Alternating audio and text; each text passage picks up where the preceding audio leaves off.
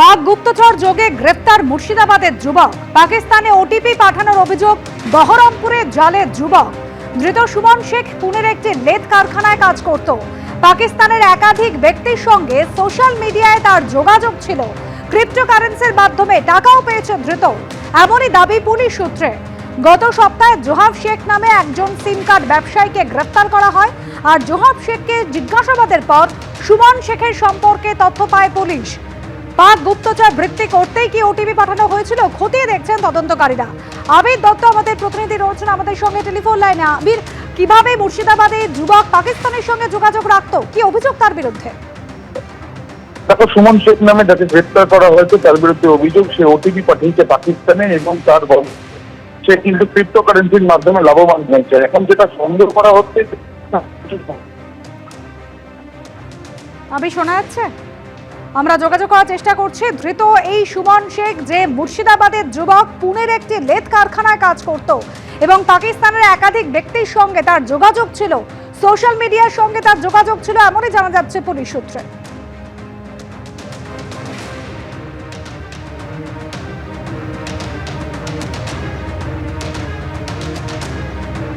এর আগে এই সংক্রান্ত খবরে বলা হয়েছিল দীপেন্দু বিশ্বাস 2021 সালে বিজেপির প্রার্থী হয়ে হেরেছিলেন। দীপেন্দু বিশ্বাস 2021 সালে বিধানসভা নির্বাচনে প্রার্থী হননি। অনিচ্ছাকৃত এই ত্রুটির জন্য আমরা দুঃখিত এবং ক্ষমা প্রার্থী। পরে খবরে আসছে দীপেন্দু বিশ্বাস আজ যোগ দিলেন। আর গতকাল প্রতীকুর রহমান, সিপিএম এ ধাক্কা, তৃণমূলে গেলেন প্রতীকুর রহমান। অভিষেক বন্দ্যোপাধ্যায়ের হাত ধরে তৃণমূলে সিপিএম ত্যাগী যুব নেতা। যোগদানের পর প্রতীকুর রহমানকে দল থেকে বহিষ্কার করল সিপিএম। ভোটের মুখে কাস্তে হাতুড়ি ছেড়ে জোড়া ফুলে এলেন প্রতীকুর রহমান। বিজেপির বিরুদ্ধে লড়াইয়ে একমাত্র ভরসা তৃণমূলই। তৃণমূলে যোগদানের পর এমনই মন্তব্য প্রতীকুর রহমানের।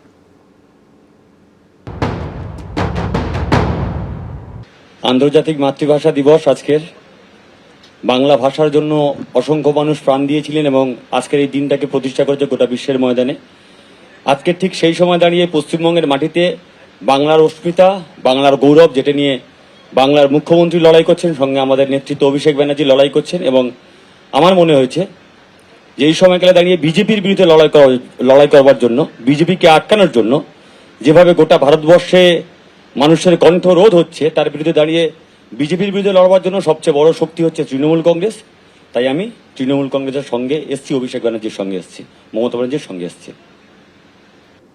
অভিষেক বন্দ্যোপাধ্যায়ের হাত থেকে পতাকা নিয়ে তৃণমূলে যোগদান করলেন প্রতীকুর রহমান। আর তার পাশে দাঁড়িয়ে সিপিএম কে নিশানা করলেন অভিষেক বন্দ্যোপাধ্যায়। সিপিএম শুধুই টিভির পর্দায় আর সোশ্যাল মিডিয়ায় রয়েছে।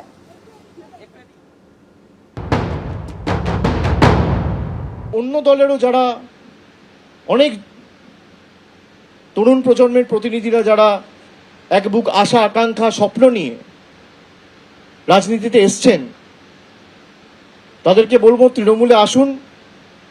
যতদিন আমি আছি, কতদিন আমি রাজনীতি করব আমি জানি না। সে কি মানে আমি তো দলে একটা ঊর্ধ্বসীমার কথা বলেছি। I have to lead by example. মানুষ যতদিন বাঁচবে সে তো রাজনীতি করে না, তাকে তো অন্য কিছু করতে হতে পারে। তেমন আমি কালকেই ছেড়ে দিচ্ছি, পাওয়ার কোনো প্রশ্ন নেই। কিন্তু যতদিন আমি আছি, মানুষ কতদিন বেঁচে আছে, কাল কি হবে, পরশু কি হবে, তো ভগবানের হাতে। আপনারা কেউই বলতে পারবেন না, আমিও বলতে পারবো না। আমি অন্তত সুযোগ করে দেবো আমার যতটুকু সামর্থ্য রয়েছে। এবং আমাদের দলনেত্রী বারে বারে আগামী প্রজন্মকে সরাসরি রাজনীতিতে এসে কাজ করার আহ্বান জানিয়েছে, তিনি সুযোগ করে দিয়েছে। আপনারা দেখেছেন তৃণমূল যুব কংগ্রেসের দায়িত্বে থাকা সায়নী ঘোষকে তৃণমূল কংগ্রেস সুযোগ দিয়ে পার্লামেন্টে পাঠিয়েছে। একাধিক যুব সমাজের প্রতিনিধি। আমি যখন 14 সালে গেছি তখন আমার বয়স কার্যত 26 বছর, 12 বছর আগে। তো অনেককে সুযোগ দিয়েছে। দেবাংশুর মতো ছেলেকে আমরা গত ইলেকশনে তমলুক থেকে প্রার্থী করেছিলাম। 2016তেও 2021এও একাধিক যুব সমাজের প্রতিনিধি। নতুন পুরনো সংমিশ্রণেই একটা দল সমৃদ্ধশালী হয়ে ওঠে। আমি সকলকে আহ্বান করব যে আসুন, সবাই মিলে যদি সমাজকে আরো শক্তিশালী করতে হয় এবং বিজেপির এই সাম্প্রদায়িক উস্কানি এবং বৈষম্যবাদী এবং বিভাজনের রাজনীতি থেকে যদি মুক্তি দিতে হয়, বাংলায় যেভাবে মমতা বন্দ্যোপাধ্যায় লড়াই করেছে, ভারতবর্ষের কাছে মডেল। এবিপি আনন্দ এগিয়ে থাকে, এগিয়ে রাখে।